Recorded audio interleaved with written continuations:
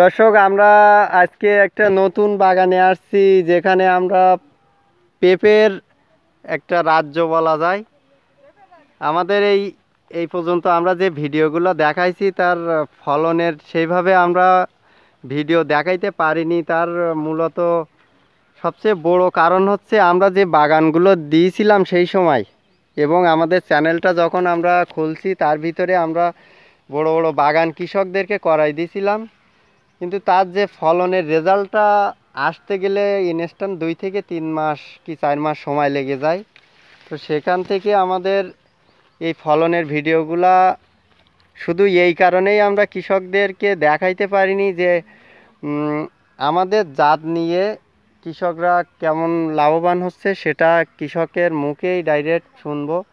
যে হাইব্রিড যে জাতগুলো আমরা প্রত্যেকটা গাছে ফলনটা দেখতে পাচ্ছি, তো এটা নিয়ে কৃষকের নিজ মুখেই আপনারা শুনবেন যে কি সমস্যা অসমস্যা, বা হাইব্রিড জাতগুলো আসলে চাষাবাদটা কতটা লাভবান বা লাভজনক। এখানে আরও স্থানীয় আমাদের অনেক ফার্মার আসছে যারা এরকম পেঁপে বাগান করতে চান এই বাগানটা দেখে। তো কেমন আছেন ভাই, ভালো আছেন? আলহামদুলিল্লাহ। তো এই যে পেঁপের বাগানটা করছেন, এটা কত শতক জায়গার উপরে এই চাষাবাদটা করছেন, এবং আপনার এই জায়গার ঠিকানা, আপনার নাম, পরিচয়টা দেন, দর্শক একটু শুনুক, একটু জোরে বলেন। নাম আলমগীর, হ্যাঁ, সঙ্গরকাঠি গ্রাম, থানা সান্নাল। এখানে 33% জমির উপরে করছেন, 1 বিঘা।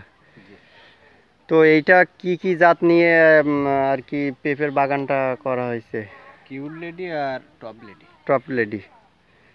তো এই গাছটা কতদিন আগে লাগাইছেন, এবং এটার পরিচর্যাটা কিভাবে কি করছেন এইটা বলেন, যে কিভাবে এত সুন্দর ফলনটা আপনি আশানুরূপ ফলন পাইছেন, এর রহস্যটা একটু আমার কি দর্শকদের উদ্দেশ্যে বলেন। পরিচর্যা বলতে কোনো পরিচর্যাই আমি করিনি, এমনি হয়েছে। মনে করেন ওই যে বাঁধাকপি লাগাই, বাঁধাকপির ভিতর দিয়ে আমি চারা পুঁতি দিয়েছি কিউল লেডিটা। মানে একেবার কথাই বলে, আমরা যে বলি যে যারা একেবার মানে কোনো কষ্ট করতে চায় না, হ্যাঁ, মানে যারা একেবারে অলস টাইপের ব্যক্তি, তাদের জন্য পেঁপে বাগানটা আমরা বলে থাকি। তো সেটা এখানে দেখেই বোঝা যাচ্ছে। তারপরেও তো কিছু না কিছু পরিচর্যা থাকে নাকি? আমি শুধু ভার্মি কম্পোস্ট দিয়েছি, এই 1 বিঘা জমিতে 800 কেজি ভার্মি কম্পোস্ট দিয়েছি। 800 কেজি? আর রাসায়নিক সার খুব একটা ব্যবহার করিনি, সীমিত পরিমাণ। হ্যাঁ। আর এতে রোগবালাই বলতে গেলে কি কি রোগবালাই দেখতেছেন? বলতে একটা ছত্রনাশক ব্যবহার করলেই হয়, আর মাকড়ের ওষুধ যেরকম। আচ্ছা, আপনার এই গাছগুলা দেখছেন, এই ফলনটা কিন্তু অত্যধিক ফলন, কিন্তু এর একটা সিক্রেট একটা টিপস আছে, সেটা হচ্ছে যেহেতু এই গাছটা অধিক ফলন দেয়, এর মূলত এক একটা বোটায় দেখেন 2 থেকে 3টা ফলন। এটা এই যে একটু এই যে ছোট যে ফলটা আছে, ওই ফলগুলা যদি একটু পনেরো করে ছাঁটাই করা হয়, কিন্তু ওই যে এই একটা বোটায় যদি 3টার থেকে 1টা করে রাখা যায় কি 2টা রাখা যায়, ওই ফলটা কিন্তু সাইজে চলে আসে। এইটা কিন্তু আমরা তাপমাত্রার জন্য আমি ওইটা ভাঙিনি, কিন্তু যে বর্ষা নামবে আমি ছাঁটাই করব।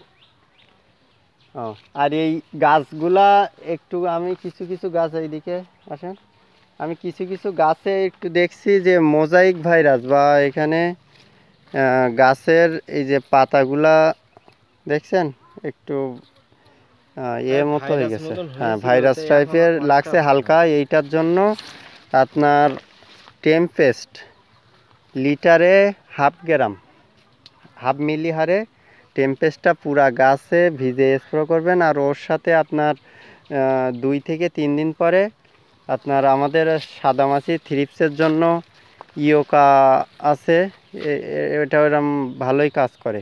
আর আপনার এই ফুল আর ফল বাড়ানোর জন্য ভিটামিন আছে, হরমোন আছে, এইগুলা কম বেশি একটু দিয়ে যাবেন, তাহলে গাছটা ঠিক থাকবে। আর মাঝে মধ্যে 15 থেকে 20 দিন পরে যে সিলেটেড জিঙ্ক বা পাতা দস্তা যেটা আছে, ওইটা 18 কি 20 লিটার ব্যারেলে 1 পিস করে দিয়ে যাবেন, তাহলে আপনার এই পাতাটা একটু মানে হ্যাঁ কুকড়ি ভাবটা দূর হয়ে যাবে। মানে এই যে দস্তার ঘাটতি হইলে মাটিতে খাদ্য সেইভাবে নিতে পারে না গাছের।